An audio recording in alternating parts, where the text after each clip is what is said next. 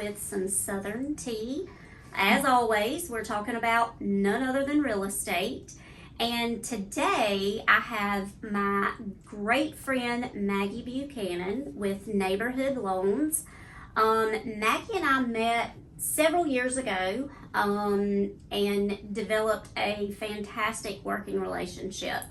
Maggie is great at what she does and always just a phone call away, and that's one of the things I love so much about her. She's always accessible. And when you have real estate deals on the line and things going on, it's really important to be able to reach out to the person on the other end and know what's going on. So I invited her to join us on today's podcast and talk a little bit about lending and how to find a good lender, and you know what first-time buyers need to know about lending. So thanks for joining us, Maggie. Thank you. I appreciate you having me on. Absolutely. And I echo all the same nice sentiments about you. It's a pleasure working with you. You also are accessible, and I think it's important that both are. And speaking of that, I think it's a really good way to decide on your lender. There are many factors, obviously, and it just depends somewhat on your preference, but communication is always going to be good regardless of what you prefer. Also experience. I've been doing this for 23 years. It's literally all I have done. And I started as a receptionist for a temp agency when I was 19 years old. And it was after I was flipping burgers and making milkshakes. So I decided I probably needed to do a little bit more with my life. And I just kind of fell into it. And I just started from the bottom, basically, and became an assistant and then a processor and an underwriter and an ops manager. And now I'm on the dark side. I'm on the sales side. But I really enjoy it because I get to interface more with the realtors and also the clients. So I think somebody who stays calm under pressure, responds right away. There's no problem that's too big necessarily. We'll find the solution and we'll figure it out. It's all figure outable. That's so true. And I think, that's one reason that we work so well together. We're both all in for the client and doing whatever we need to do to make things work out and figure out solutions. Definitely. For sure. Yeah. So, tell us a little bit about what you think from the lending side is most important for first-time buyers in particular to think about, know about. Where do they start the process? First point I want to make is that it's never too soon to start. Even if you think you might be 2 years out, and that's okay. We'll just hold your hand through the process and have a plan put together. But the more time we have to actually plan on something and figure out exactly what you need to do to put yourself in the best position, the better. Can we get it done in however short a time that you need? Most likely. But if we have some time, just don't fear pulling the trigger on applying and seeing where you are. A lot of times people are very hesitant about pulling their credit. Yes. And that is something that, I get it. I get where it comes from, but I have a credit repair person that I work with, and I ask that question because I get it a lot. And basically the feedback was, if you make application to a mortgage lender, it's not going to plummet your score. Right. And the benefits that we get is less hypothetical information. So the more real information you can have, you can put a better plan together and know exactly where you are. So that's the first point I would make. Second point is let a lender guide you on what you need to do if you think you may have blemishes on your credit. Because there is so much information on the Google machine. Yeah. And you can get on there and make yourself silly and just go down a rabbit hole, and it may or may not be accurate depending on what you're trying to do. Right. So I would say just some tips on that are keep your credit card balances at 10% or less, not necessarily 0. Sometimes when I'm working on a credit scenario, which we do for free, by the way, I will make a credit card balance 0 and the score may actually go down. And part of the reason why is because the credit bureaus need to have something to score. Right. So if you have nothing and everything is 0, then they may not have enough information to give you a score. Obviously, taking care of derogatory credit, keeping the balances down, and then just making your payments on time. That really is all there is to it. If there is a situation where we need to invoke the help of a credit repair person, I do have a couple that I can refer to. A A lot of times there are things that people can do on their own, but I see folks, especially first-time buyers, based on the information they found online, focusing on things that don't matter. Right, Like right. for FHA, for example, charge-offs are ignored completely. So if your score is there, you may not need to touch it at all. Right. And that's something you may waste your money on, where you could put it towards your down payment or closing costs. Exactly. That's a really good point. Let's touch on that just a little bit. Explain to us, what are the different kinds of loans, and what kind of loan would suit what person best? Yeah, that's a great question. I would say for the first-time home buyer, a lot of times we lean towards FHA. And it's just because it's a little bit more lenient as far as credit and the debt-to-income ratio, which is your total debts divided by your income. All the down payment assistance programs that are offered by SC Housing allow any loan type. A lot of times we lean towards FHA with the first-time home buyer.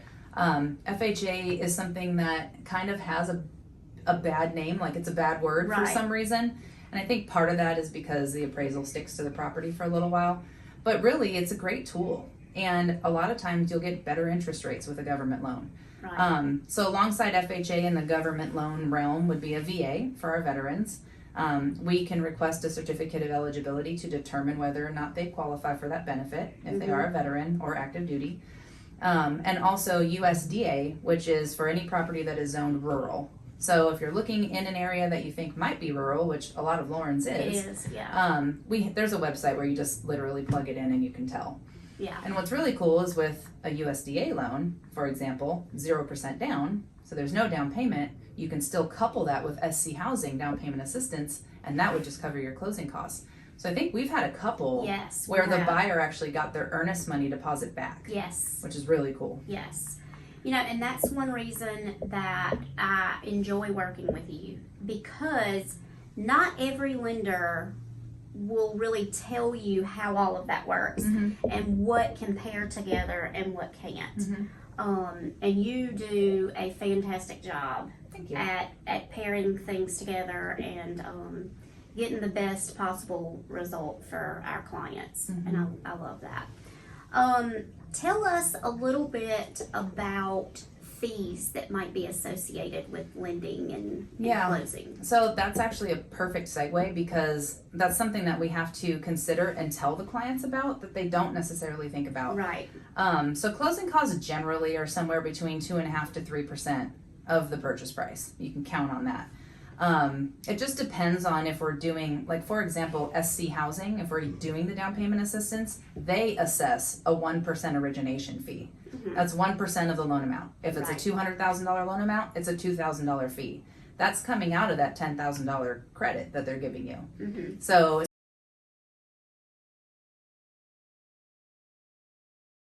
all right, so can you tell us a little bit about the fees, maybe like down payment assistance and some of those programs that are available for first-time buyers? Yes. So as far as the fees, it just depends on the loan program. I would say anywhere from 2.5% to 3.5% of the purchase price that you can calculate in closing costs that you'll need. So for example, if you're doing USDA 0% down, you still have 2.5% to 3.5% in closing costs that you need to cover. So whatever that might be. So let's just say it's a $300,000 purchase price. You might need $9,000 to $10,500 in closing cost money. So the beauty of the USDA, for example, is if you're 0% down and you have $10,000 in down payment assistance that can be used towards closing costs, then you're maybe only coming in with 0.5% or 1%. And they'll save you money. So total, I would say if you're doing an FHA, for example, and you're putting 3.5% down, which is the minimum for FHA, and you need another 3.5% for closing costs, if you didn't get any assistance, you would need about 7% of the purchase price. Okay. So that's great information. I get that question a lot.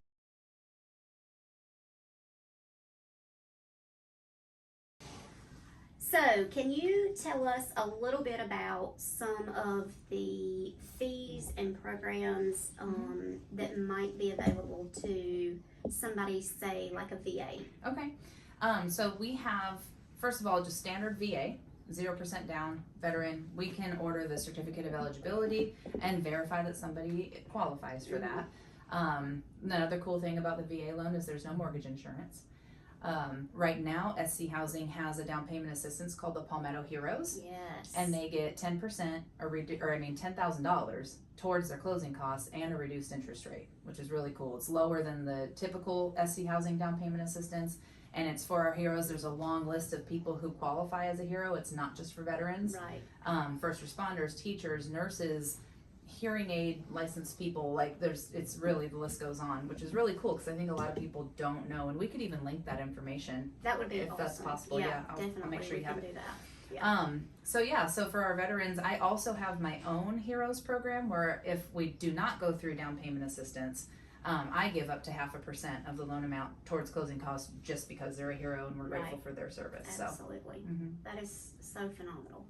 Now that program, basically when the money runs out, that program is done. So what are you hearing about that? I'm surprised it's still going. Right. I have seen in the past with the funds being gone within 30 days. Mm-hmm. So I would imagine that it's not going to be long. Yeah. We hurried up, and honestly, normally lenders have to wait until they have an appraisal on certain things in order to lock those. Right.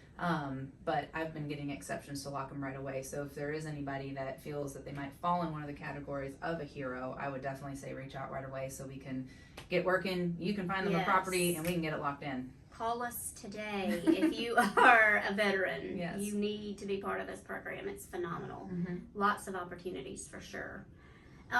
So do you have any other tips that you think are super important for first time buyers to know? Yeah, actually, and sometimes even not first time home buyers, but definitely knowing some of the fees that are paid up front. Right. So our standard fees are anywhere from 2.5% to 3.5% probably of the purchase price. But some of the things that aren't included in that are the appraisal. Mm-hmm. That's paid up front, and that is normally maybe $600 or so, depending on the size of the property, where it is, how far the appraiser has to go, etc. Right. But within $100 of that, the home inspection, which you would probably know more on how much that is approximately. Yeah, and it certainly depends on what area you're in, what inspector you're using, and what types of inspections you want to do. There's a whole list of radon inspections, just a general home inspection, roof inspections, and things of that nature. The cost for an inspection is usually, just a general inspection is usually around $400. So just depends on what you want to know about that house before you make a firm commitment. Yeah. You bring up a good point though. Something I think is important to touch on is things like a VA loan and an FHA loan. I think there's a little bit of confusion there with those paired with an inspection. There are certain requirements that each home has to meet for VA and for things like FHA. And when those homes are appraised, that appraiser kind of knows what those requirements are for that home. But does that take the place, in your mind, of an actual inspection? No. So the appraiser is going to look head and shoulders in the attic. They look up at the roof. They don't necessarily get on it. They're not inspecting the plumbing. They're not inspecting the electrical. They will look for obvious indications of things, like if there are water spots on the ceiling or on the walls or anything like that. Any exposed wires are considered a health and safety issue. If there aren't railings on the back deck, for example, really anything that can be a health and safety issue that's obvious, an appraiser is going to find. Okay. And they're going to call it out. And if there is an issue with that, they'll make it subject to, meaning those things have to be done before you close. But with a VA and really with any loan type, I would never suggest not getting a home inspection in addition to your appraisal, because they're going to go deeper on some of the things that the appraiser or even you looking at the property may not see. Right. You're a little different because you have more extensive experience just a little with bit. Properties just and digging in and finding surprises probably. Yes, absolutely. But definitely would always recommend that. So I mean, that's already $1,000 Yes. just from the appraisal and the home inspection. Does that mean that you can't maybe formulate it in your offer? I mean, I think you'd be better to speak to that. Yeah, I think you bring up a great point there. There are lots of options there as far as seller credits. And I think we're definitely still in a market where seller credits are realistic, especially if we don't have a big concern about the house appraising for what the buyer has agreed to pay. I think you certainly should go in and ask for some seller credits. And those can be applied in different ways. It could be applied towards, closing cost, or, other things that have to be maybe repaired, before closing. So, yeah, I think that's a very realistic ask. I want to make a point to that. So, seller credit can be used for all the things that you said. It cannot be used for down payment. Right. So, sometimes what I see is, like, let's just say somebody actually have one right now. It's a USDA. And it's already zero down.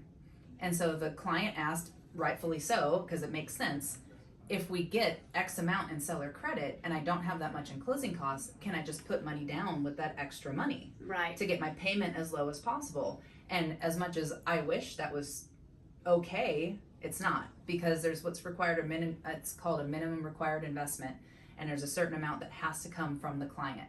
Now, one thing that is cool is down payment assistance, or a gift from a family member also satisfies that. Right. So your down payment can come from you, down payment assistance, or a gift from a family member, just not seller credit. Right.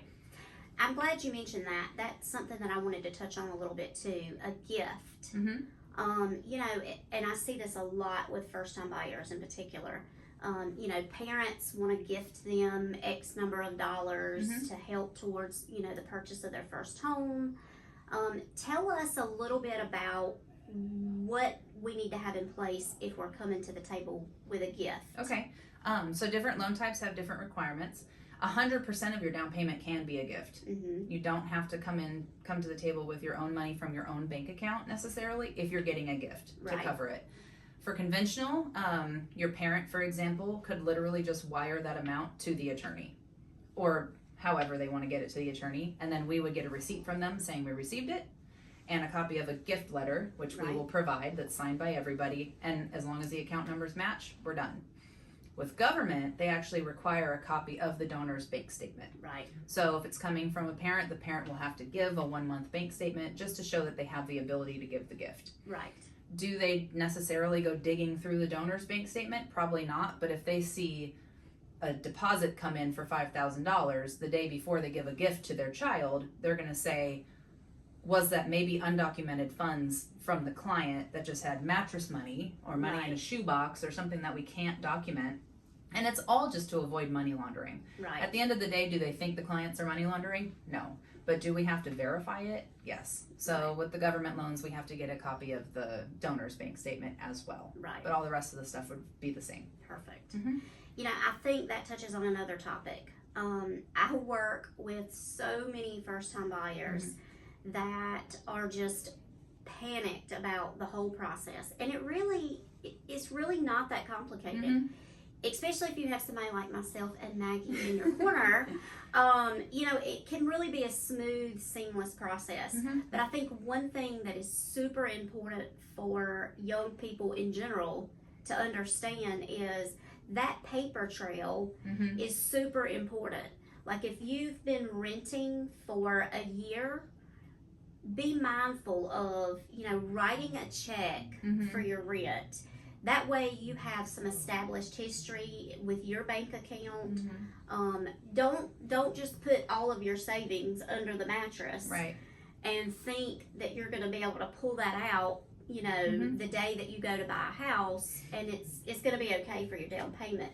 You've got to have some banking history and some documentation along with that money. So it's super important to have your finances in order. We call that, in the lending world, we call it seasoning funds. Right. So for a government loan, 30 days of bank statements is required. 1 month bank statement. So if you do have mattress money, that's fine, you can deposit it, but we're going to have to wait and let those funds season until we ask for a bank statement, that's fine. As long as you're starting before you're panicked and need a house tomorrow. Right. Which, to your point, goes through the preparation. Right. A conventional loan, which is Fannie Mae and Freddie Mac that you may have heard of, 2 months bank statements. Right. So that's 60 days of seasoning that we need. Right. And the same goes for if you're going to access maybe a 401k loan or retirement funds or something. A lot of times there's time that it takes to get that money out. So doing that research and what do they need from us? Most of the time they need an estimate from us saying this is how much you need Right. in order for it to be penalty free or whatever the case may be. But I can talk through any of that. Right. And that's part of the initial interview. That's awesome. Mm-hmm. And you know that's just so important to understand. Have that record in place so that when they get to you and you're asking for, you know, all of these documents up front, you've got it and you don't have to go in search of it. That's super important. I think too, I put a lot into my pre-approvals. Probably more so, you might feel like it's easier if you go somewhere else, and not to call out Rocket Mortgage, but they're just an online, Right. you know, mortgage company. Right. So a lot of times it's easier, and really it's garbage in, garbage out. So whatever it is that you put on the application, if it all makes sense and it checks out from their automated system, you get a pre-approval. But then once you go into contract and you've given your earnest money deposit and you have a fee if you have to cancel and you find out you don't qualify, that's why it's so important to work with a lender that's local and has been doing Yes. this and understands, because we don't want to put you in that position. So Yes. I'm probably, and you kind of are too, one of the most type A salespeople, originating people, whatever you want to call it, Yep. that exist. And really it's because I don't like to have egg on my face. I don't want surprises later. I will lose sleep if I feel like I've put anybody in a position that's not good for them. So Right. I'm going to ask you for 30 days of pay stubs and 2 years of W-2s and 1 or 2 months of bank statements and your photo ID and the blood of your firstborn. No, I'm just kidding. But we have to have all of that because then we know that we know that we know that we're going to be okay. And that's a great point. It's super important to make sure you've gone through that process as thorough as possible before you go out and start looking at homes, because you don't want to fall in love with a house, make an offer on something, and then later find out it's out of your reach. There's a big difference between a pre-approval letter and a pre-qualification letter. You know, that pre-approval, like you said, you've gone through bank statements, you've looked at all the particulars, and you know that that person is in good shape and they can afford, you know, a house that's in this price range. Right. Whereas it may be super easy to jump online and get a pre-qualification letter, Right. but it really tells you nothing. They've not really dug in and looked at your financial standing, and they're not giving you any assurance that you can actually afford that dream house that you're looking at. Yep.